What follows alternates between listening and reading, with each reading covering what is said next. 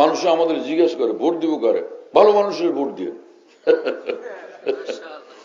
আমাকে জিজ্ঞেস করে। হ্যাঁ, সেদিন ঢাকা গেছে, আমাদের ওনার কেন বললো যে ভোট দিবেন, ভোট কারে দেওয়া আপনি বলে দেন। আমি বললাম ভালো মানুষের ভোট দিয়ে। বলে ব্যাখ্যা কি? ব্যাখ্যা হলো যারা যে রাষ্ট্রীয় দায়িত্ব পাইলো, রাষ্ট্রীয় ক্ষমতা পাইলো, আল্লাহর হুকুমের বিরোধিতা করবে না, ইসলামের ক্ষতি করবে না, আলেম ওলামাদের ক্ষতি করবে না, দ্বীনি প্রতিষ্ঠানের ক্ষতি করবে না, আর এর চেয়ে আরো ভালো হলো তাদের দ্বারা দ্বীনের খেদমত হবে, ইসলামের খেদমত হবে। কি কথা বুঝুন না? বলে যে আমার এলাকায় যদি এরকম লোক না পায় তাহলে উপায় কি? এরকম লোকই পাইলেন না যার দ্বারা দ্বীনের খেদমত হবে, ইসলামের খেদমত হবে। অথবা পাইলাম কিন্তু উনি যে ধরাশায়ী হবেন, এটা চূড়ান্ত ধরাশায়ী হবেন। কি কথা বুঝেন না? মানে ফেল করবেন যে এটা ফাইনাল। সকলের ভোট যখন ঘোষণা হবে, যখন ভোটের রেজাল্ট ঘোষণা হবে, অমুকে পাইছেন 2 লাখ, অমুকে 2.5 লাখ, অমুকে 1 লাখ 1.5 লাখ, আর এই ইসলামের প্রতিনিধি পাইছেন 5,000। এটা ইসলামের জন্য সম্মান?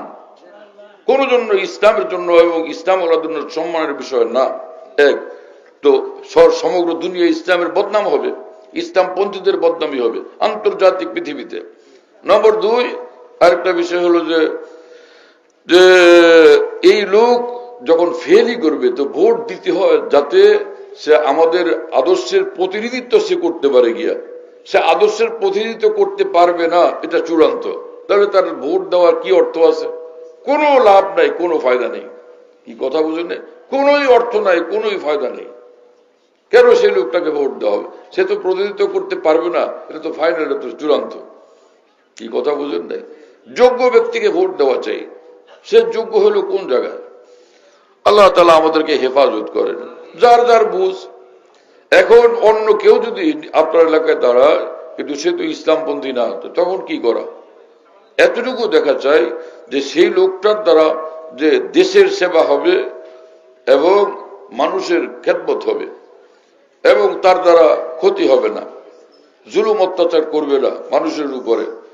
আর যদি কিছু ক্ষতি, ভুল ত্রুটি, খারাপি তার মধ্যে থাকে, তাহলে দেখতে হবে কম ক্ষতি কার দ্বারা হবে। কি কথা বুঝেন নাই? এটা শরীয়তের বিধান আছে। ইসলামের বিধান হলো 2 বিপদে একসঙ্গে পড়ে গেছো, দুটোটা শরীয়তের খেলাফ রাস্তা, তাহলে যেটার মধ্যে যেটা একটু তুলনামূলক কম বিপদ, শরীয়তের দৃষ্টিতে কম সমস্যা, সেটা তখন গ্রহণ করে নিজেকে বাঁচাও। যেমন